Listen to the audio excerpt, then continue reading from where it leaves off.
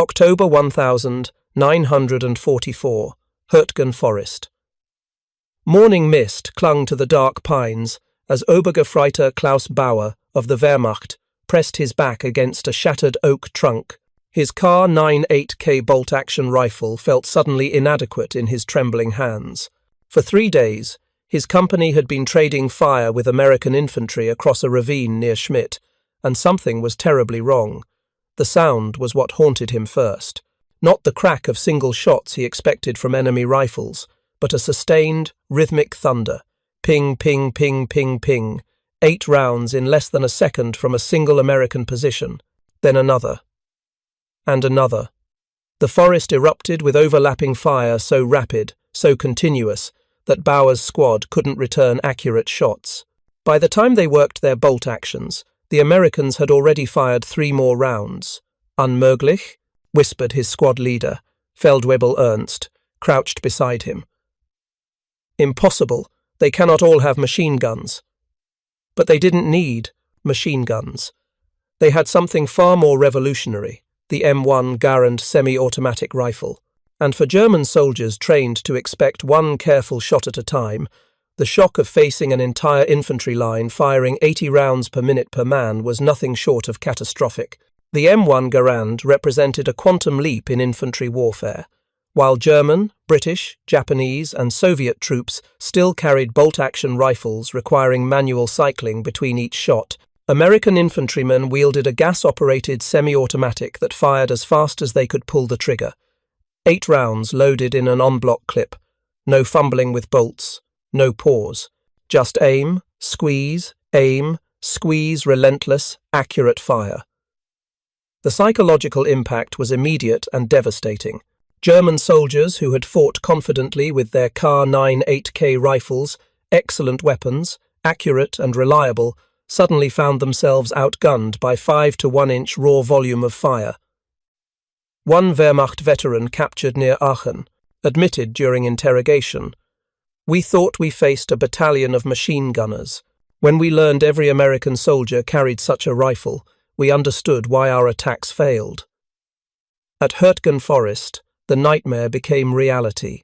The dense woodland made maneuver difficult, turning firefights into brutal exchanges at close range exactly where the Garands' rapid fire proved most lethal. When German squads advanced through the trees, expecting to close distance while Americans reloaded their bolt actions, they instead ran into walls of semi-automatic fire that never paused. One documented engagement near the village of Vossenack illustrated the carnage. A Wehrmacht company of roughly 200 men attempted to overrun an American platoon holding a ridge. German officers, following standard doctrine, ordered their men to advance by squads, using suppressive fire from their few MG-42 machine guns to cover movement. If you find this story engaging, please take a moment to subscribe and enable notifications. It helps us continue producing in-depth content like this. But the Americans didn't need to take cover. Every rifleman was a mobile firing platform. As the Germans rose to advance, 40 Garands opened fire simultaneously. The lead German squad, 12 men, was cut down in seconds. The second squad, moving to the flank, met the same fate. Within 3 minutes, over 80 Wehrmacht soldiers lay dead or wounded. The survivors, pinned in shell craters, couldn't comprehend what had happened. Their after-action report spoke of overwhelming automatic weapon fire, though not a single American machine gun had been deployed. The mathematics were brutal. A trained German rifleman with a Kar 98K could fire perhaps 15 aimed rounds per minute, working the bolt, acquiring target, firing, ejecting the spent case, loading a new round from a stripper clip every 5 shots. A trained American with an M1 Garand could fire 40 to 50 aimed rounds per minute and up to 80 rounds if he accepted slightly reduced accuracy. In a 60-second firefight, one American squad of 12 men could deliver 480 to 600 rounds. A German squad of the same size? Perhaps 180 rounds. The Garands' en-bloc clip system, while later criticized by some, was revolutionary in 1944. 8 rounds loaded at once with a distinctive ping as the empty clip ejected. German soldiers learned to listen for that metallic sound, believing it signaled a moment of vulnerability when Americans reloaded. Some attempted to time their advances to those brief seconds, but American training anticipated this. Squads staggered their reloads. As one man's clip ejected, his buddy was still firing, maintaining continuous suppression. The Germans who rushed forward, expecting a gap in fire, were instead met with an unbroken stream of 30-06 bullets. The tactic failed so consistently that German NCOs stopped ordering it. One lesser-known fact that shocked Wehrmacht veterans was the Garands' reliability. German soldiers respected their Kar 98K for its ruggedness, but they had seen automatic weapons. The Gewehr 43 semi-automatic rifle, issued in limited numbers, jam frequently in mud, cold, or sustained fire. They expected American semi-automatics to fail similarly. Garand didn't. Designed by Canadian-American engineer John Garand and perfected through years of testing, the rifle functioned flawlessly in rain, snow, mud, and sand. American infantrymen in Normandy, the Hürtgen Forest, the Ardennes, and across the Rhine fired their Garands thousands of times without malfunction. German POWs who examined captured Garands were stunned by the machining quality and robust gas system. One engineer, interrogated at a holding camp, admitted, "We could not produce this rifle. Our industry lacks precision." The industrial numbers reinforced the shock. By 1945, the United States had manufactured over 4 million M1 Garands. Every frontline infantryman carried one. Every squad possessed 8 to 12 of them. Germany, by contrast, produced only about 400,000 Gewehr 43 semi-automatic rifles during the entire war, and most were issued to the Eastern Front. In the West, the vast majority of Wehrmacht soldiers still carried bolt-action Kar 98Ks, facing an enemy where every single rifleman had semi-automatic firepower. The tactical implications cascaded. American infantry tactics evolved to exploit the Garands' fire superiority. Instead of relying solely on machine guns for suppression while riflemen maneuvered, American squads used their Garands to suppress enemy positions directly. This allowed their BAR, Browning automatic rifle gunners, and .30 caliber machine gunners to focus on heavier targets, fortifications, vehicles, crew-served weapons. German squads, built around the MG-34 or MG-42 machine gun as the centerpiece, found their doctrine crumbling. American rifle fire alone could suppress their machine gun teams, forcing them to keep their heads down while US infantry closed the distance. By the time German gunners could return effective fire, grenades were already flying. Battles that German doctrine assumed would be fought machine gun to machine gun were instead decided by semi-automatic rifles. At the Battle of the Bulge, this advantage became even more pronounced. German forces, launching their last major offensive, relied on speed and shock. Panzer Grenadier units charged through the Ardennes, expecting to overwhelm thinly held American lines. Instead, they collided with dug-in GIs, whose Garands turned defensive positions into fortresses of fire. Near Bastogne, a single American company held a crossroads against repeated German assaults. Each attack dissolved under Garand fire. One German officer, captured after his battalion suffered 60% casualties in a failed assault, told interrogators, "We advanced expecting rifle fire we could suppress with our machine guns. Instead, their rifles were machine guns. Every man. We couldn't get close." The psychological toll went beyond an immediate combat. German soldiers began to fear American infantry in ways they hadn't before. Encountering Soviet troops, they knew the Red Army relied on masses of men and heavy artillery. Encountering British forces, they respected their tenacity and artillery coordination. But encountering Americans meant facing infantry that simply outshot them at the most fundamental level, man to man, rifle to rifle. Diaries recovered from fallen Wehrmacht soldiers reveal this dread. One entry from a corporal in the 2nd Panzer Division read, "The armies do not fight fairly. Every one of them fires like 10 of us. How can we win when they never stop shooting?" Another, from a soldier near the Siegfried Line, "Our officers tell us to be brave, to advance with courage. Courage does nothing when the air is filled with bullets. The Americans drown us in fire. The Garands' semi-automatic action also meant faster follow-up shots. A German sniper might get off one perfect shot with his Kar-9 8K, then need 2 seconds to cycle the bolt for a second. An American rifleman, spotting movement, could fire 2 or 3 rounds in that same time frame, adjusting after each shot. This made suppression far more effective and marksmanship more forgiving. American soldiers, many of whom were citizen soldiers with only months of training, could achieve battlefield effectiveness that would have required years with a bolt-action rifle. The Garand's semi-automatic mechanism and low recoil made it intuitive. "Point and shoot," one sergeant explained to his squad. "The rifle does the rest."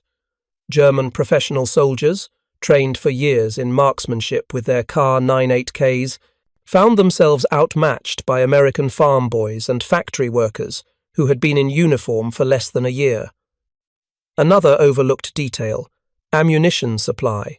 The Garands' higher rate of fire required more ammunition, but American logistics delivered. Cases of 30 to 06 rounds arrived at the front in staggering quantities. Infantrymen carried 80 to 100 rounds in clips on their belts and more in their packs. Resupply came daily. German soldiers, by contrast, often rationed ammunition, 20 rounds per man, sometimes less, because supply lines were crippled by Allied air superiority. This meant American GIs could fire freely, suppressing suspected enemy positions without hesitation.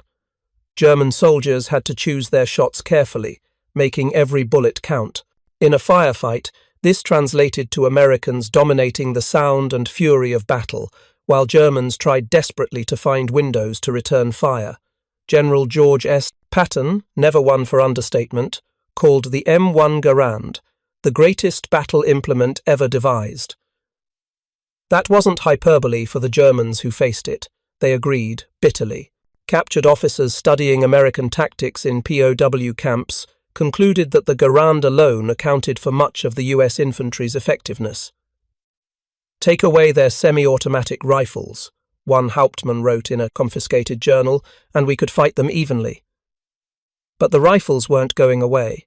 By 1945, every offensive, every defensive stand, every patrol and skirmish saw Americans leveraging their overwhelming advantage in rifle firepower. At the Rhine crossings, Wehrmacht defenders trying to hold bridgeheads were systematically shredded by Garand fire. At the Remagen Bridge, German attempts to retake the crossing failed in part because American riflemen could pour so much fire across the span that German infantry couldn't cross. The human cost was staggering for the Wehrmacht. Entire companies ceased to exist, not because of artillery or tanks, but because they had charged into American rifle fire and been annihilated. Young German soldiers, conscripted in the war's final years and given minimal training, were sent forward with obsolete bolt-action rifles to face an enemy whose every soldier had semi-automatic firepower. The results were predictable and tragic. One medic, captured near the Ruhr pocket, told American interrogators, "We treated boys with 8, 10, 12 bullet wounds. They had run forward and been shot again and again before they fell. The Americans shot so fast, the boys never had time to shoot back." The arithmetic of fire, more bullets downrange in less time, meant more hits, more casualties, more German families receiving death notices. By April 1945, as Germany collapsed, the legend of the Garand had spread throughout the Wehrmacht. Replacements arriving at the front were warned by veterans, "Do not charge the Amis, their rifles never stop firing." Units pulled from the Eastern Front, where they had fought Soviet troops still largely equipped with Mosin Nagant bolt actions, were shocked when they rotated west. "The Russians we could face," one veteran said. "The Americans? Their rifles made us feel like we were charging machine gun nests." For German commanders, the Garand represented a broader truth they couldn't escape. American, industrial and technological superiority wasn't limited to tanks, aircraft, and artillery. It extended down to the individual infantryman. Every GI carried a weapon that Germany, for all its vaunted engineering prowess, could not match in quality or quantity. The war was lost not just in factories and fuel depots, but in the hands of every American rifleman who squeezed the trigger 8 times in rapid succession. For Obergefreiter Klaus Bauer, huddled in the Hürtgen Forest that October morning, the realization came slowly and painfully. His platoon had entered the forest with 42 men. After 3 days of fighting, 16 remained. The rest were dead or wounded, not from machine guns, not from artillery, but from American rifles that fired and fired and fired. When the order came to withdraw, Bauer stumbled rearward through the shattered pines, his Kar 98K feeling like a relic in his hands. Behind him, the rhythmic crack of Garands echoed through the trees. 8 shots, ping, 8 more. Shots, ping, an endless mechanical heartbeat. He survived that day, but like so many others, he never forgot the sound. It was the sound of modern warfare leaving the past behind, one semi-automatic round at a time. For the Americans who carried the M1 Garand, it was simply their rifle, reliable, familiar, trusted. For the Germans who faced it, it was a revelation and a nightmare, a weapon that proved, round by round, that the Wehrmacht's days were numbered. Not because German soldiers lacked courage, but because courage alone could not withstand 80 rounds per minute multiplied by millions of riflemen, all advancing, all firing, all unstoppable.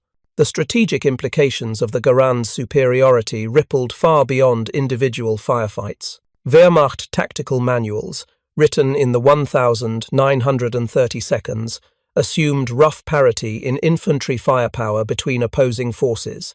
German doctrine relied on combined arms, machine guns, mortars, and artillery supporting riflemen. But those calculations presumed the enemy's riflemen would be limited by bolt-action rates of fire. The Americans shattered that assumption. US infantry squads didn't just supplement their firepower with crew-served weapons. Every individual rifleman was a force multiplier. This meant American units could accomplish with a platoon what German doctrine expected would require a company. Conversely, German units needed overwhelming numerical superiority to compensate for their firepower disadvantage superiority they rarely possessed by 1944. At the Colmar Pocket in January 1945, this dynamic played out with devastating clarity.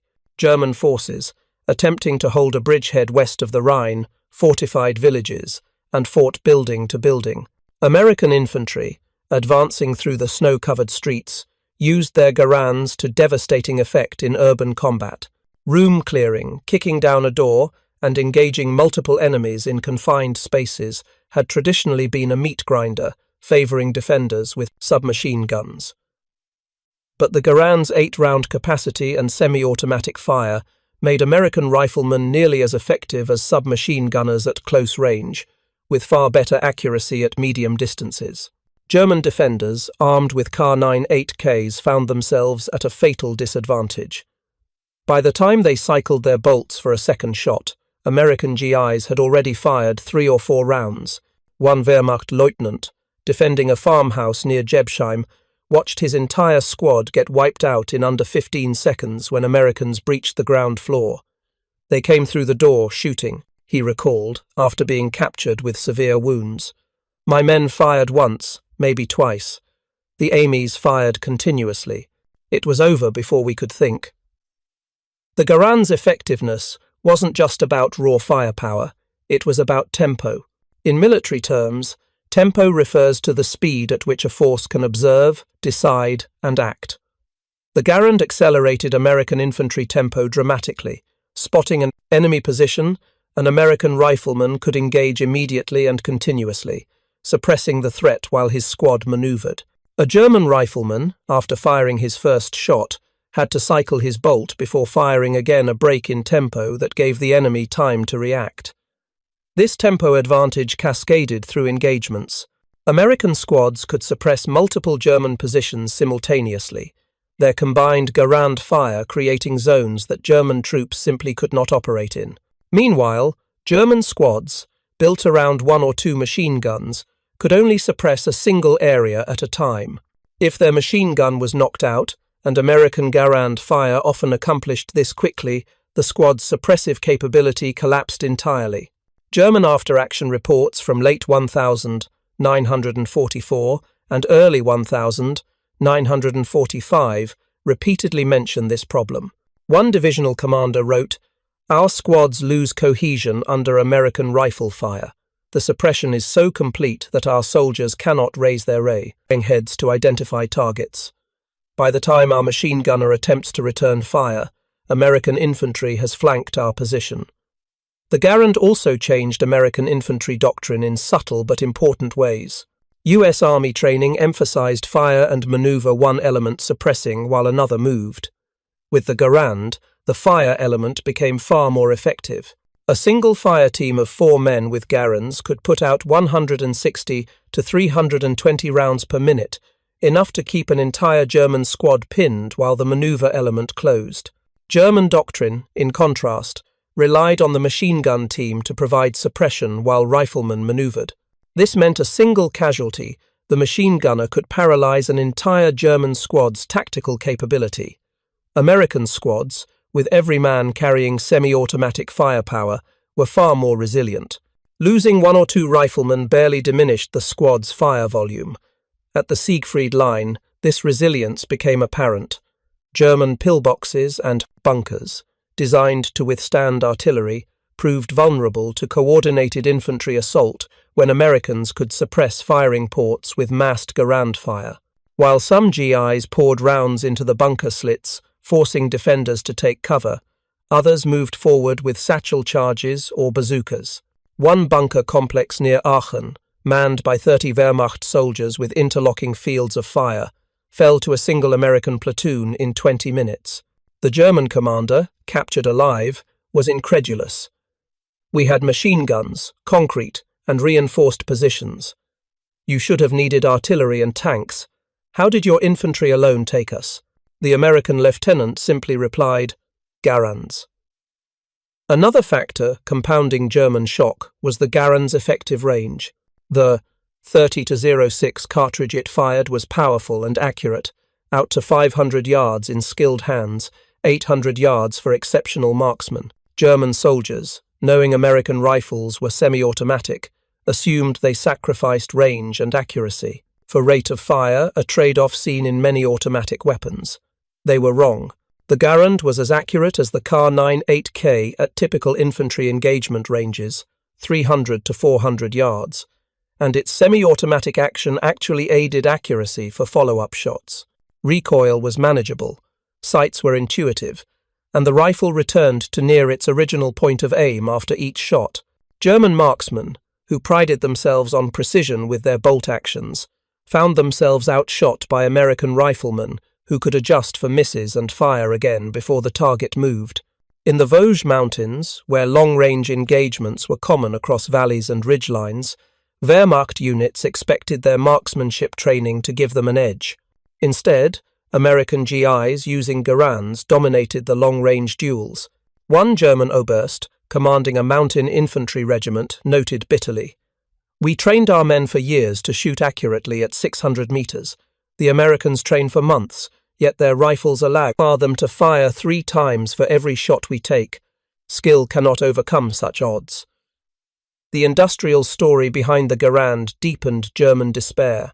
Captured German officers, brought to American rear areas, witnessed the logistics system firsthand, endless trucks carrying ammunition, weapons, supplies. They saw replacement Garands stacked in crates, thousands of them, ready to replace any rifle lost or damaged.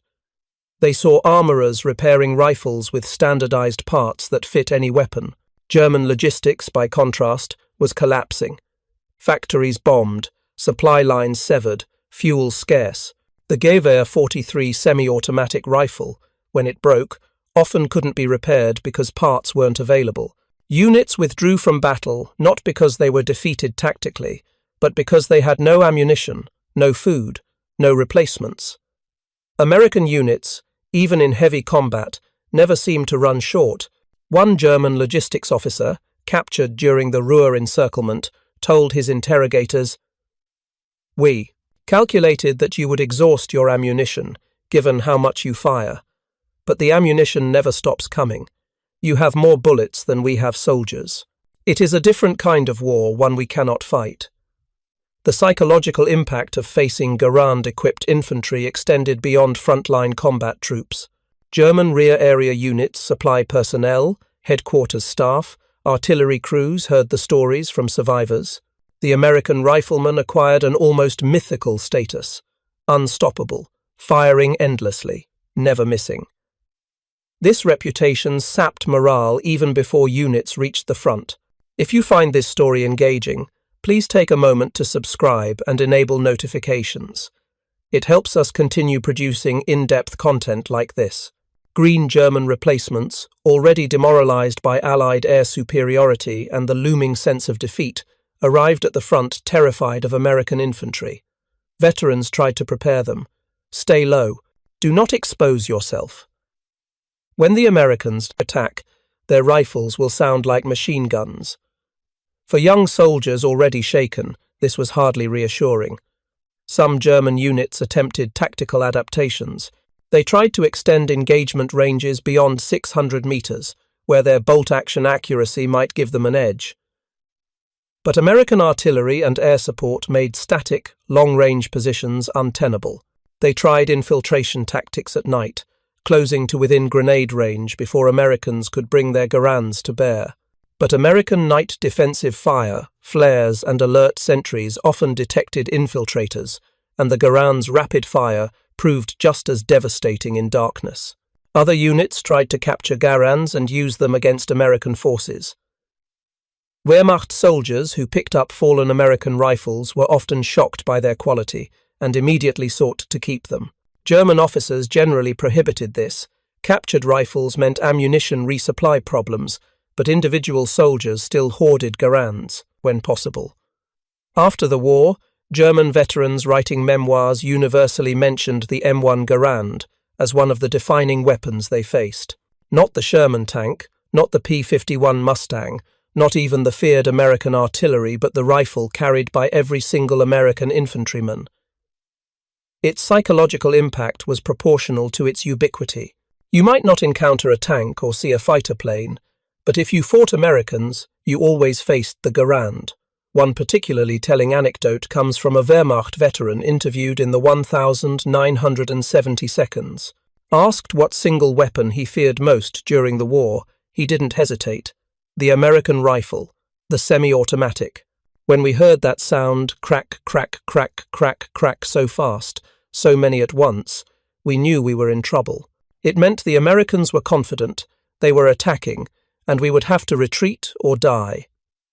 By VE Day, the M1 Garand had proven itself in every theatre American forces fought.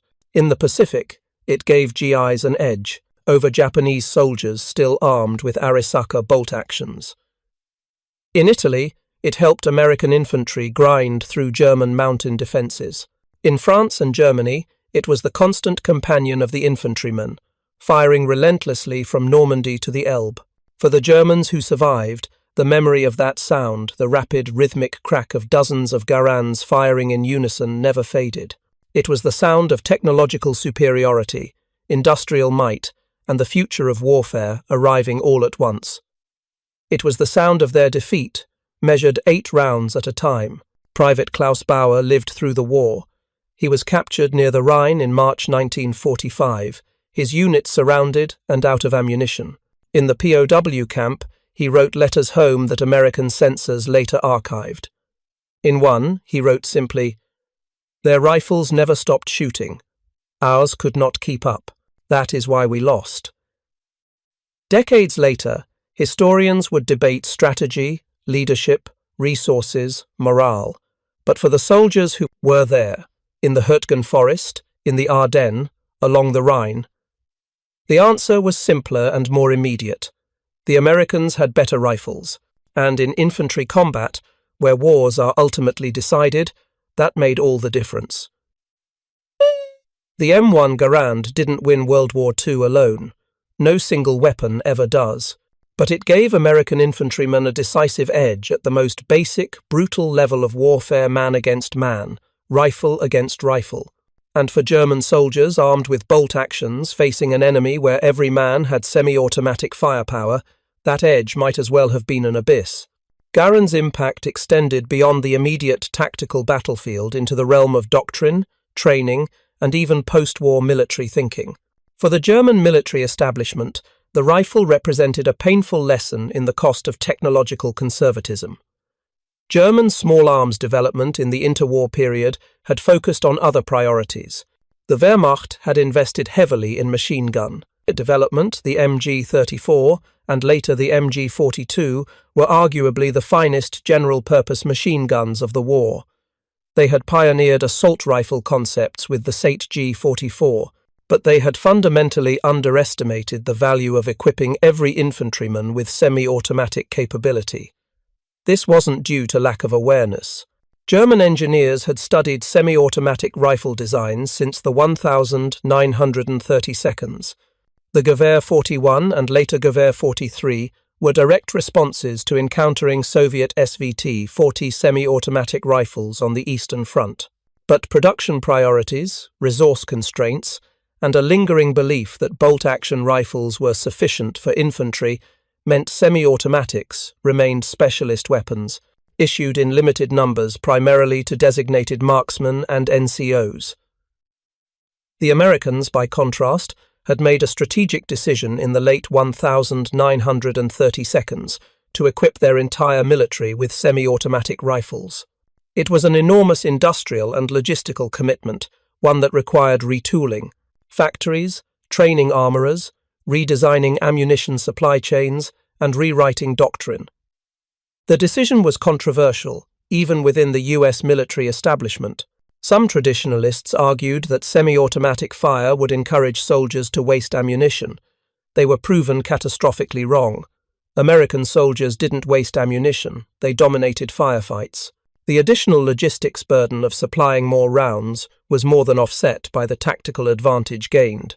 And that advantage, multiplied across millions of riflemen over years of combat, contributed significantly to Allied victory in Europe.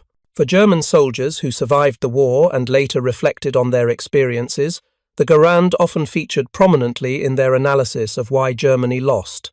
One former Wehrmacht officer, writing in a 1952 military journal, put it bluntly, "We believed superior training, tactics, and will could overcome material disadvantages.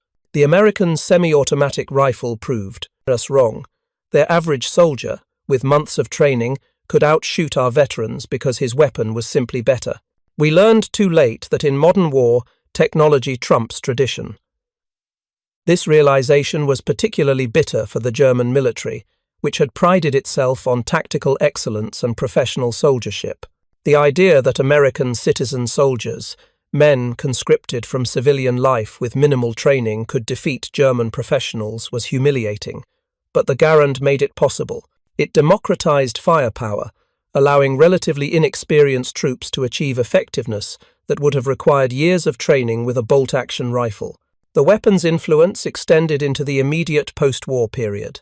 When NATO was formed and West Germany began rearming in the 1952, the new Bundeswehr studied American small arms doctrine intensively. The lesson of the Garand was clear. Semi-automatic or selective fire rifles for all infantrymen were no longer optional, they were mandatory for any modern military.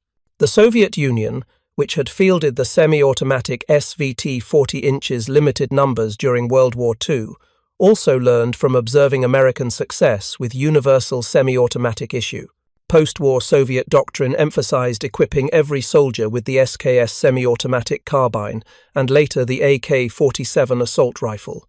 The age of the bolt-action rifle as a frontline infantry weapon was over, and the M1 Garand had been the weapon that proved it conclusively. Beyond the tactical analysis and industrial numbers, the Garand's impact was ultimately measured in human lives, American lives saved and German lives lost. For every German soldier cut down by rapid semi-automatic fire, there was a family in Berlin, Munich, or Hamburg that received a death notice. For every American GI whose Garand allowed him to suppress an enemy position and survive, there was a family in Iowa, Texas, or New York that welcomed a son home. One particularly poignant account comes from a joint American-German veterans meeting in the 1982. An American veteran, now elderly, met a former Wehrmacht soldier who had fought in the same sector of the Hürtgen Forest. They shared their experiences, and the German veteran mentioned the terror of facing American rifle fire. "I thought you all had machine guns," he said through a translator. "The fire never stopped. It was everywhere." The American veteran smiled sadly and pulled out a photograph from his wallet himself as a young private, holding his M1 Garand. "Just this," he said. "We all had just this." The German veteran stared at the photograph for a long moment, then nodded. "That rifle," he said quietly. "That rifle won the war." It was an oversimplification, of course. Wars are won by strategy, logistics, industrial capacity, alliances, and countless other factors. But for the men who fought at the sharp end, where bullets and blood were the currency of survival, the M1 Garand represented something profound. The difference between life and death, victory and defeat, going home or lying forever in a foreign field. The M1 Garand was also a masterpiece of engineering that influenced firearms design for decades. Its gas-operated rotating bolt system became the template for countless military rifles. The en-bloc clip, while eventually superseded by detachable box magazines, was an elegant solution to the problem of rapid reloading, given the manufacturing constraints of the 1,930 seconds. John Garand, the rifle's designer, was a self-taught gunsmith who worked at the Springfield Armory for most of his career. He never became wealthy from his invention. The rifle was developed as a government project, and he received no royalties. But his creation armed millions of soldiers and fundamentally changed infantry combat. German weapons designers, examining captured Garands in detail, were impressed by the engineering. The rifle was robust, yet refined, powerful, yet controllable, complex, yet reliable. It represented American industrial design philosophy at its best: practical, effective, and suited for mass production. German rifles were often exquisitely crafted, with hand-fitted parts and fine tolerances. The Garand was designed for assembly lines, with interchangeable parts and tolerances that allowed for battlefield conditions. This difference in design philosophy reflected broader industrial cultures. German manufacturing emphasized craftsmanship and precision. American manufacturing emphasized standardization and volume. Neither approach was inherently superior, but in the context of total war, American methods proved more effective. You could produce 10 adequate Garands in the time it took to produce one perfect Kar-9 8K, and in combat, 10 rifles beat one rifle every time. It's worth noting that the M1 Garand was not without flaws that German soldiers occasionally exploited. The rifle was heavy at 9.5 pounds, compared to the Kar-9 8K's 8.6 pounds. The en-bloc clip ejected with a distinctive ping sound when empty, theoretically alerting enemies that the shooter was reloading. The rifle was longer than ideal for close-quarters combat, making it somewhat unwieldy in urban fighting compared to submachine guns or carbines. German soldiers learned to listen for the ping and occasionally tried to time attacks to catch Americans reloading. But as mentioned earlier, American fire discipline and staggered reloading usually negated this tactic. The weight disadvantage was real but acceptable given the firepower gained. And while the rifle was long, its semi-automatic capability still made it more effective in close quarters than bolt actions. Some German veterans, interviewed years later, claimed they preferred their Kar-9 8K for its accuracy and reliability. This was partly nostalgia, partly genuine appreciation for a well-designed weapon, and partly psychological self-defense admitting that the enemy's rifle was better in every way was a bitter pill to swallow. But the tactical record speaks for itself. Given the choice, German soldiers who captured Garands kept them, while American soldiers who captured Kar-9 8Ks used them only when their own rifles were unavailable. In the winter of 1945, as German resistance crumbled and American forces drove toward Berlin, the firepower differential, represented by the M1 Garand, had become just one more insurmountable obstacle for the Wehrmacht. Combined with American air superiority, artillery dominance, armor superiority, and logistical supremacy, the Garand ensured that even Germany's most fanatical last-ditch defenders could not hold their positions. The Volkssturm, Germany's final desperate mobilization of old men and boys, were sent into battle with whatever weapons could be found. Many carried obsolete rifles, captured weapons, or nothing at all.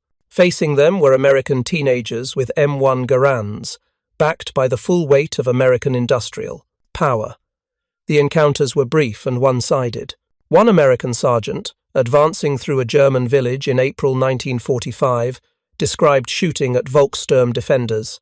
They were old men, maybe 60, 70 years old. They had First World War rifles. They tried to fight, but we had Garands, and there was nothing they could do. I felt terrible about it. But it was them or us, and our rifles made sure it was them. This was the final, tragic equation of the war. Outdated weapons facing modern ones, exhausted defenders facing fresh attackers, a collapsing nation facing one at the height of its power. The M1 Garand didn't create this disparity, but it symbolized it perfectly. When Klaus Bauer finally returned home to Bavaria in late 1945, released from a POW camp, he brought few possessions but many memories. Among them was always the sound of American rifles firing in rapid succession. Crack, crack, crack, crack, crack, crack, crack, crack, PING. 8 rounds. Reload. 8 more. He tried to explain to his family what the war had been like, but words failed him. How could he describe the terror of advancing through a forest only to be met with walls of fire? How could he convey the hopelessness of trying to return accurate fire when the enemy shot 5 times for every one of your shots? How could he make them understand that courage, training, and determination meant nothing when the other side simply had better tools? In the end, he didn't try.